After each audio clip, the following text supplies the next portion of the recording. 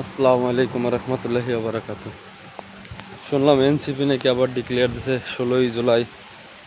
26-16 জুলাই তারা আবার গোপালগঞ্জে আসবে না। আমার কথা হচ্ছে 25-16 জুলাই গোপালগঞ্জে আইছিলেন।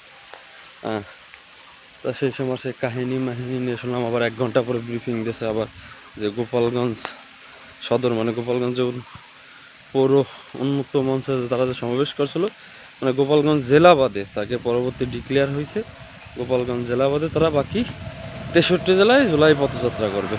এখন এইখানে হয়তো এমন কিছু ঘটছে যে হয়তো তারা আবার সেনাবাহিনী বা সশস্ত্র বাহিনীর প্রোটেকশন চাইছে, সশস্ত্র বাহিনী হয়তো দিতে না স্বীকার করছে।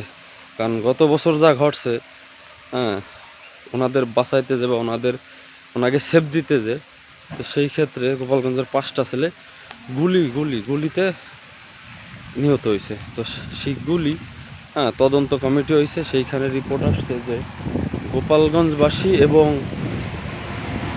এনসিপি তারা উভয় সমান দোষে দুই, মানে সমান সমান। কিন্তু এক ক্ষেত্রে দেখা গেছে যে মামলা সব গোপালগঞ্জবাসীর নামে হয়েছে এবং গোপালগঞ্জবাসী ধার ভিতরে রয়েছে। তো আর বিষয়টা এমন হয়েছিল, মনে করেন গৃহযুদ্ধ, গোপালগঞ্জবাসী জনগণের উপরে সশস্ত্র বাহিনী বা আইনশৃঙ্খলা বাহিনী গুলিবর্ষণ, এমনই তো। কারণ এটা আমার কথা না, এটা হচ্ছিল আপনার ওই গণমাধ্যম, বিশ্ব গণমাধ্যম, জাতীয় গণমাধ্যমের কথা। হ্যাঁ, কারণ গোপালগঞ্জবাসী মারা গেছে, এনসিপির ওই সাইডের থেকে গুলি আসছে তাকে সেভ করতে যেত। তো সেই ক্ষেত্রে হয় এনসিপি গুলি করছে বা সশস্ত্র বাহিনী বা আইনশৃঙ্খলা বাহিনী গুলি করছে।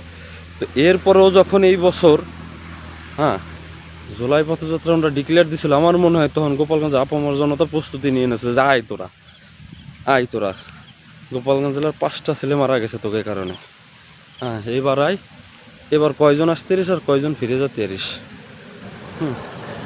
হয়তো এমন কিছু একটা মানে পুরো পদক্ষেপ নিয়ে ফেলছিল গোপালগঞ্জের আপামর জনতা।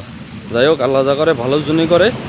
আমি ছোট মানুষ, একটা কথাই কব, হ্যাঁ, দল বিশেষ নির্বিশেষে একটা কথাই কই যে যারা এনসিপির জাতীয় সংগঠনের, যারা এনসিপির কেন্দ্রীয় নেতাগণ আছেন, তাকে একটু অনুরোধ করি আপনারা ভুলেও কোনো দিন আর গোপালগঞ্জে আইসেন না ভাই, এইটুকুই বললাম।